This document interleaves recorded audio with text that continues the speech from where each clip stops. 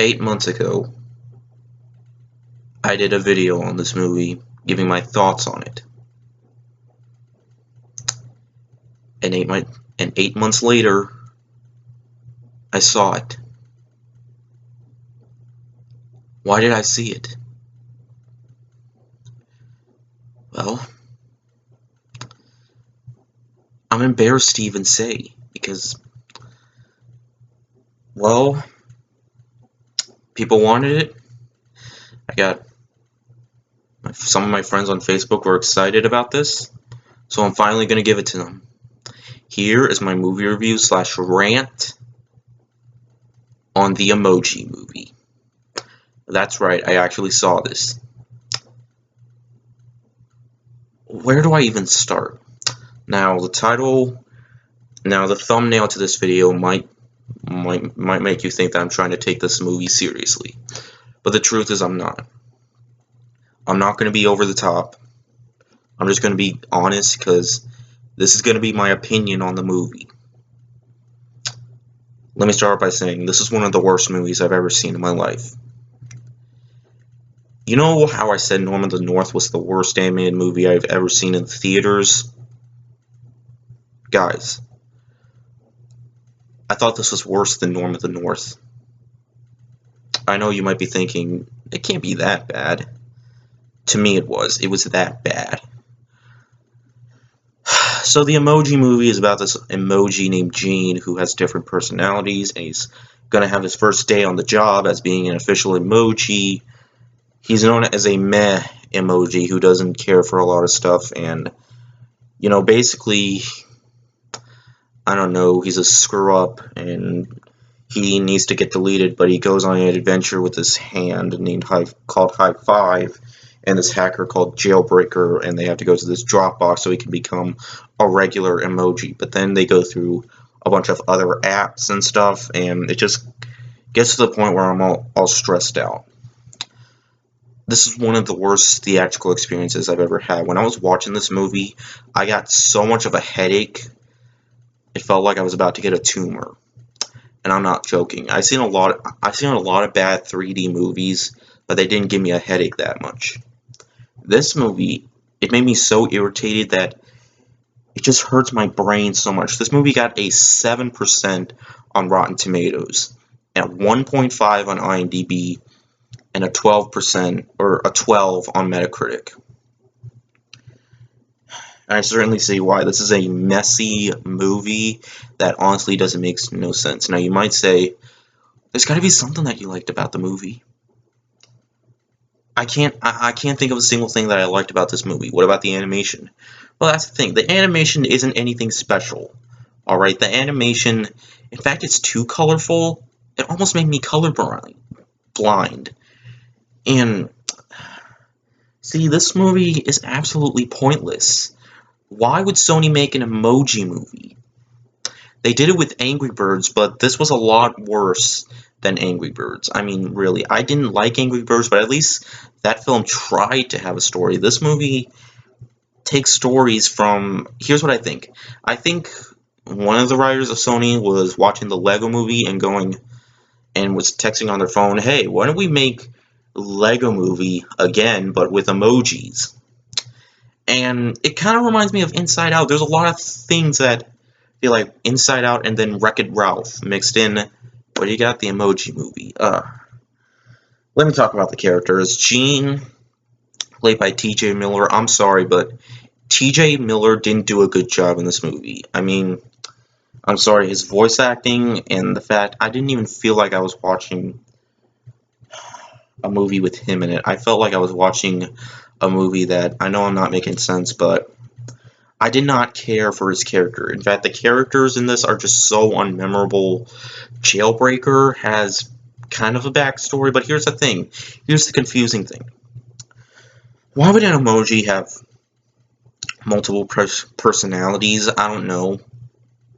And then there's a whole subplot about Gene's parents trying to get him back, and but there's bad robots on the way that kind of look like the bad robots from the Lego Movie. And Jailbreaker is pretty much Wildstyle, and she's the love interest. And there's so many product placements, like You got YouTube and Facebook and the Twitterberg. They're writing on the Twitterbird to get back to the headquarters, the emoji headquarters or whatever.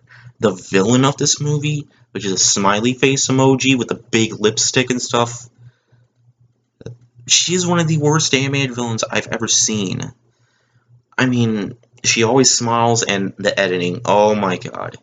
This is on par with Transformers The Last Night for worst editing of the year. And now we get to the poop emoji. Poop. This is one thing I hate about modern animated movies, is poop jokes. That's one thing. This is aimed towards kids, but really, they give them poop jokes. Every time he's on screen, there has to be a poop joke, like something about wiping, and there's another one. He almost says the word shit. He goes, holy, and then it just cuts to a next scene. I mean, why did Patrick Stewart sign into making this movie? To be in this movie? I don't know. But Patrick Stewart, you were in Logan. And last year, you were in Green Room. You were in so many good movies. And the X-Men movies. Why are you the poop emoji? And the poop emoji is on a poster with just him on it. And it says happens at the bottom. Yeah, shit happens. This movie happens. And, you know, there's a scene with Just Dance, pretty much, and you know, in order for them to escape from the Just Dance sequence, they have to copy the dance sequences so they don't go to the bottom. And then you got, here are the songs they play through. Wake Me Up Before You Go Go, and I Just Want to Feel This Moment, which was the song that was used in the trailer for the Lego movie. The teaser trailer from the Lego movie. I don't know which trailer, but I'm like, really?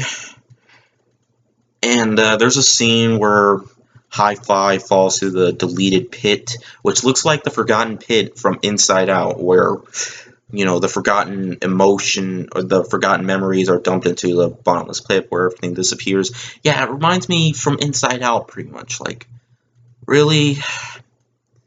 And then there's this trying to be this bond between, you know, the characters, you know, High Five and Gene, but that's the thing, they're emojis. I'm like, how am I supposed to feel for these characters? How am I supposed to feel for a talking hand? And I'm like, and then, you know, Gene is stuck in the Candy Crush board, and they're trying to get him out, but they cannot match the yellow candies, or otherwise he'll disappear or something. So I'm like, really? I know this is just an animated movie, but how does all this stuff work? Pretty much. And really, the loser lounge where emojis never get used, the emojis don't just disappear on phones, they stay there even though people don't use them. And near the end of the movie, the character Alex is about to delete his phone, and the screen is about to fade away with everything going. But then at the last minute, Gene makes his emoji that saves the entire town, and he texts it to his girlfriend. And how is he able to do that when his phone's getting deleted? And then, you know, at the last minute before it fades away, he takes his phone out, and boom, everything's back on there. And the movie ends with a dance sequence called the Emoji Pop. And you know, when they go to the Dropbox, which is the cloud pretty much, yeah, Gene becomes a meh emoji because of Jailbreak. I don't know. But it turns out Jailbreak, under her hat, she's actually a princess emoji. Oh, a princess emoji. So that's why she isn't in the emoji world. I mean, really, lines of dialogue in the beginning of the movie. At the beginning of the movie, a line is said, you know, emojis are the most important messaging system ever, or something like that. I never use emojis. I never text emojis to anybody. I do sometimes on Facebook for my feelings and stuff, but I don't text them on my phone and stuff. I never use emojis. So what makes them? When I saw there was a post for this, I thought for sure it was going to be a joke. But really, the trailers just got worse and worse and worse. I was like, how is this happening? Why is all this happening? What? And then, when they do get to the Dropbox, they have to put in a password. And it looks like something from the Lego movie, pretty much. I know I'm referencing a lot of this and to Lego movie and those other films, and Alex is one of the most uninteresting characters. At least Riley from Inside Out.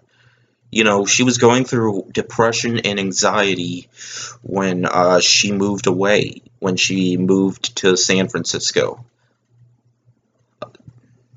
And pretty much, yeah, Alex is just there, I don't know, for some subplot that's completely forgettable. That's the thing. After I watched it, I walked out the door in silence. When we were halfway home, I talked about the movie to my mom, about how much I didn't like it. Not a whole lot, but I don't know what else to say anymore, but I hated this movie. This is one of the worst movies I've ever seen. Pacing, characters, story, editing,